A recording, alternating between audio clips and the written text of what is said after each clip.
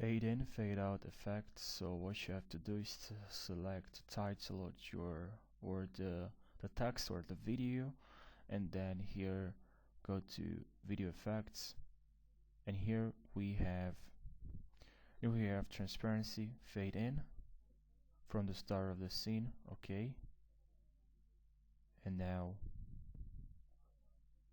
transparency, fade out to the end of the scene. Okay, now let's play the video. It looks like fine. Fade in and fade out.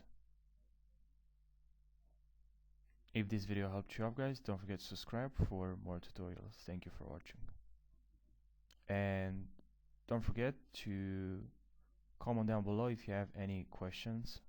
And if you don't know how to do something in this video editor, please let me know in the comment section, and I'll create a tutorial for you.